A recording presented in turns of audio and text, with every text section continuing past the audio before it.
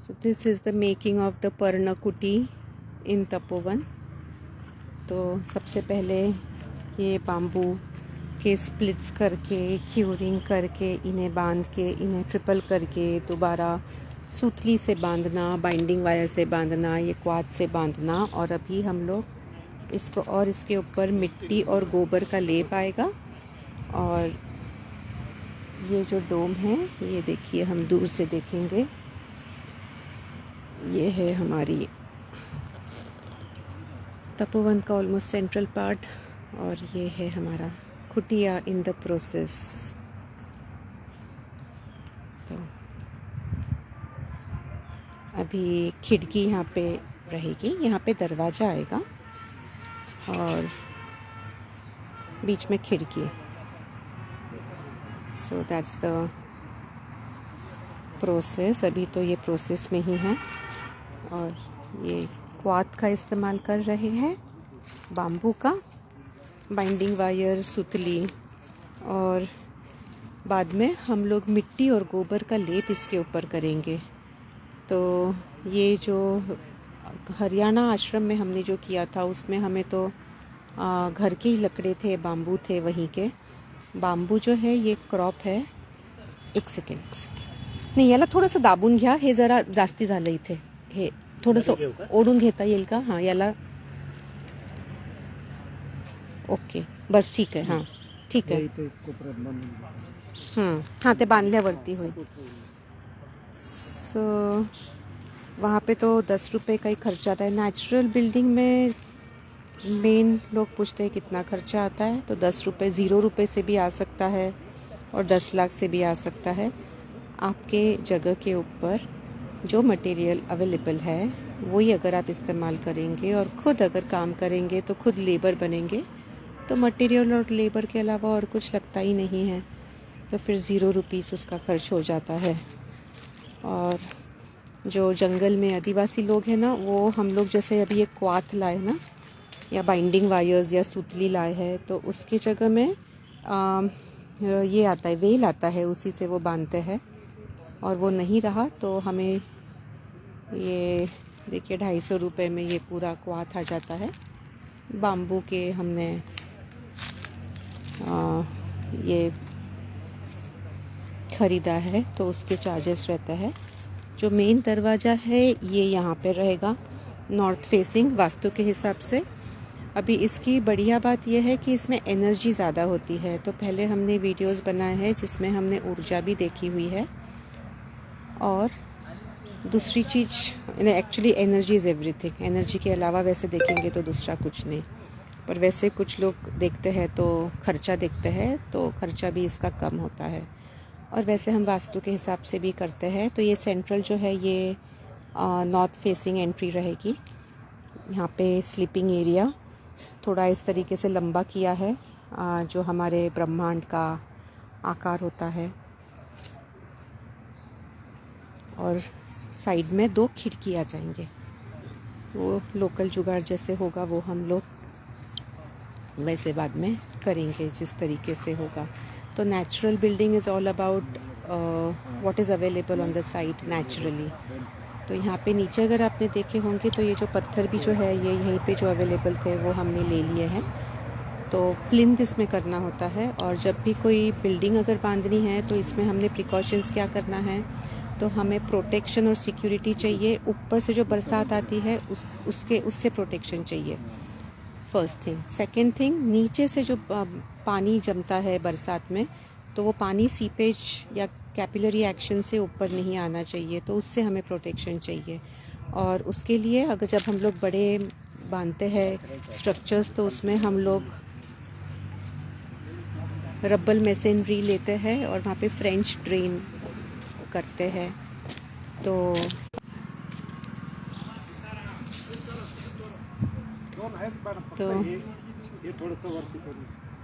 Okay, सुंदर।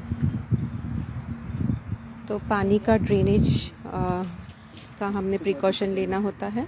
और जब हम अभी ऊपर से, जैसे ये जो बिल्डिंग होते हैं, ये मैं रोटेट करती हूँ कैमरा, तो बाम्बू के अंदर जब दीवार होते हैं मिट्टी के और गोबर के, तो लॉरी बेकर ने बहुत अच्छे लैंग्वेज में बताया था, तो वो याद रहता है हमें। उन्होंने क्या बोला था कि जैसे बरसात में हम लोग जाते हैं तो हम लोग क्या करते हैं, हैट पहनते हैं ना, तो हैट को ऐसा कैंटिलीवर होता है, प्रोटेक्शन होता है, यानी डायरेक्टली आँखों के ऊपर पानी नहीं आता है। या धूप में भी हम जो हैट पहनते हैं तो आँखों के ऊपर रोशनी नहीं आती है। तो हमारे बिल्डिंग को भी हैट चाहिए। और क्या चाहिए, हम बरसात में जाते हैं या फार्मर्स लोग जो चिखल में जाते हैं खेत में, तो गमबूट रहते हैं, तो नीचे गमबूट होना चाहिए।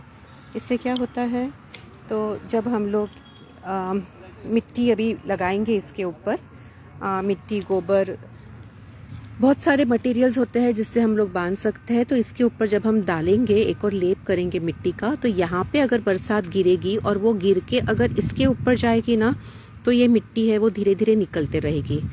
तो जो लॉरी बेकर ने बोला है कि उसको गमबूट्स चाहिए हाई, यानी उसे समझ लीजिए आप 2 फीट तक के उसे आप गमबूट देंगे, यानी नीचे का पानी यहाँ पे लगेगा, वहाँ पे मिट्टी नहीं चाहिए या गोबर नहीं चाहिए, बाकी दीवारों को कुछ नहीं होगा। और नॉर्मली क्या करते हैं हम लोग, तो ये जो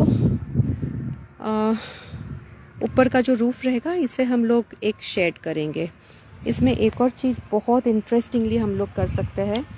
जैसे हमें पता है कि गर्म हवा जो है, ये गर्म हवा हल्की होती है तो वो ऊपर जाती है, और ऊपर जाने के बाद में वहीं पे अगर हमने एक एस्केप विंडो रखा, वेंटिलेशन के लिए कुछ जगह अगर हम छोड़ते हैं, तो जो गर्म हवा है ऊपर जाके वो निकल जाती है।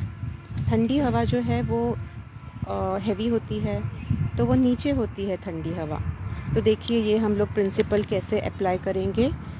तो ये अगर हम अप्लाई करते हैं ना, तो नेचुरली पूरा यानी फ़ैन फ्री या sustainable, eco friendly, green architecture हो जाता है।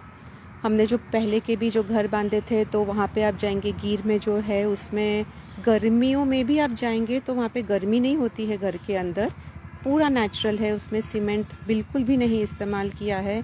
मज़े की बात यह है कि वहाँ पे एक पंखा ख़रीद के रखा हुआ है, पर वो अभी तक ऊपर लगाया ही नहीं क्योंकि उसकी ज़रूरत ही नहीं है। तो पंखे की भी ज़रूरत समझ में भी नहीं होती है। तो ये हम किस तरीके से अचीव करते हैं, तो जो अभी हमने प्रिंसिपल देखा, तो ये देखिए हम लोग नीचे से देखेंगे। रुकिए मैं आपको, ये देखिए कितना सुंदर ये पेंटागन दिख रहा है। तो ये जो पेंटागन है, इसी के अंदर हम लोग एक वेंटिलेशन लगा सकते हैं, एंड गर्म हवा जो है वो ऊपर जाएगी और बाहर निकल जाएगी। और यहाँ पे समझ लीजिए, अगर हमने जो ये नीचे का भाग है, नीचे के भाग में अगर हमने बाहर ही कुछ प्लांटेशन कर दिया है, ग्रीनरी रखी है, या सबसे बेस्ट ऑप्शन इज़ कि हम एक वाटर बॉडी कर लेते हैं, लेक जैसा छोटा सा, हार्डली 2 फीट का भी रहा तो चलेगा, एक लोटस या कमल का एक पॉन्ड कर दिया या लिली पॉन्ड कर लिया। तो वहाँ से जब हवा आती है तो हवा जो गर्म रहेगी वो ठंड हो जाएगी। और जो विंड डायरेक्शन होती है समर्स में, यहाँ साउथ वेस्ट है, तो साउथ वेस्ट डायरेक्शन में अगर हम रखेंगे तो वो जो विंड आती है वो पानी को लगकर ठंडी हो जाएगी। ठंडी हवा हैवी रहेगी, नीचे से वो ऑटोमेटिकली आएगी, यहाँ पे गर्म होगी हवा और वो ऊपर चले जाएगी। और वो गर्म भी क्यों होगी, अगर इंसान है यहाँ पे, लैपटॉप्स है, आपके गैजेट्स है, तो गर्म होगी। वैसे मैंने अपना नासिक सिटी में भी जब मैं रहती थी, तो मैंने घर और दुकान जो है ये गोबर से ही उसको लेपा है। उसके फ़र्श तो मैंने उखाड़ दिए है और नीचे का फ़र्श, उसके जगह मैंने गोबर का लीपन किया है। पूरे दीवार भी मैंने लीपन किए हैं। और गंजमाल पे जहाँ मेरा ऑफ़िस है, तो मेरे ऑफ़िस के ऊपर ही मेरे भाई के ऑफिसेज़ है, और उनके ऑफ़िस में पूरा एसी है। मेरे ऑफ़िस में मैंने एक कूलर रखा था, पर वो कूलर लगाने की कभी नौबत ही नहीं आई, क्योंकि गर्मियों में अंदर ठंडा होता है और सर्द में अंदर गर्म होता है। तो गर्मियों में भी क्योंकि अंदर ठंडक होती है, तो कूलर लगाने की भी ज़रूरत नहीं पड़ी। फिर 3-4 सालों के बाद में वो कूलर भी वहाँ से निकाल दिया। तो वैसे अगर आप देखेंगे तो गोबर और मिट्टी के मकान में रहेंगे तो आपको ज़रूरत ही नहीं पड़ेगी पंखे की भी, जैसे मैंने कहा, लगाने की ज़रूरत नहीं होती है। और नेचुरल तरीके से आप वेंटिलेशन कर सकते हैं, जैसे अभी हमने देखा। दूसरी चीज़ अभी हम अगर देखेंगे तो हम एक डेमो अभी तुरंत भी देख सकते हैं। हम एक वॉलंटियर को बोलते हैं, आप ये देख ले दादा, आपण एक डेमॉन्स्ट्रेशन बघू ना मातीचं आणि कॉन्क्रीटचं इफेक्ट काय असतं. हां, तर दादा 1 मिनटं तुम्ही येता. त्यांचं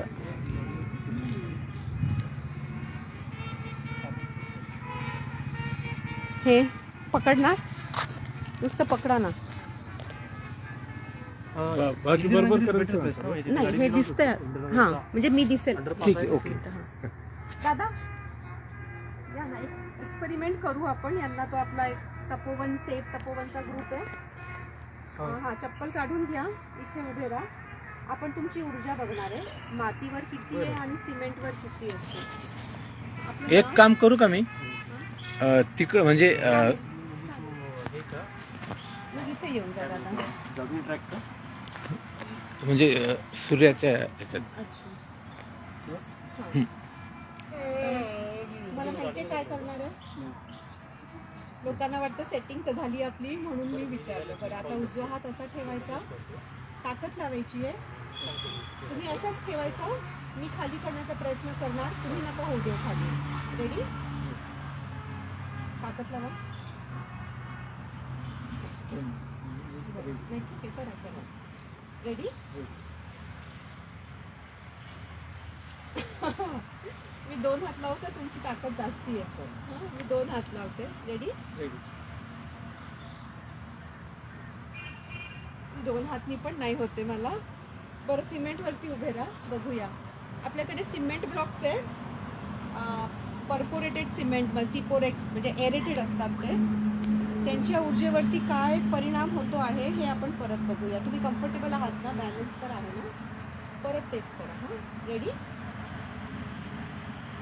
रेडी? लावली नाही ताकद. लावा, जोरात लावा. रेडी?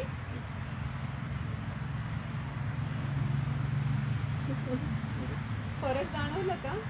परत करायचंय. रेडी?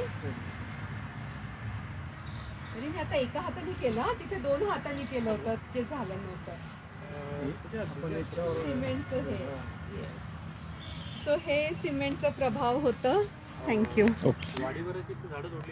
तो ये जो हमने देखा कि मिट्टी के घरों में क्यों रहना चाहिए, तो इसलिए रहना चाहिए क्योंकि उसका प्रभाव हमारे ऊर्जा पे होता है.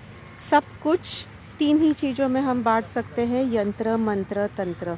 और जो घर है जिसमें हम रहते हैं वो एक यंत्र है, बहुत इम्पॉर्टेंट चीज़ है. More than like almost half of our life we are in our houses, है ना. 1/3 यानी 80% तो हम सोते ही हैं हमारे घर के अंदर, और बाकी का समय भी रहते हैं ऑलमोस्ट. महिलाएं और ज़्यादा रहती है जो हाउस वाइफ्स होती है, और उसका प्रभाव हमारे ऊर्जा पे होता है. इसीलिए मिट्टी के घर ज़्यादा इम्पॉर्टेंट है. अगर वो ज़्यादा महंगे भी होंगे तो भी वो ज़्यादा इम्पॉर्टेंट है, पर एक्चुअली वो ज़्यादा सस्ते भी हो सकते हैं. डिपेंड्स ये कैसे आप चाहते हो या क्या करना चाहते हो. या सो यहाँ से हम एक व्यू देखते हैं. ये देखिए हमारी कुटिया, पर्ण कुटिया. कैसे लगी ज़रूर बताएं. इनकम्प्लीट है वैसे तो ये हम लोग अभी जैसे भी यहाँ पे वॉलंटियर्स अवेलेबल रहेंगे वैसे हम लोग ये करते रहेंगे. इसके ऊपर हम गोबर मिट्टी लगाएंगे. आपको ये कैसा लग रहा है ज़रूर मैसेज करें और हमें बताएं. हरि ओम, नमस्ते.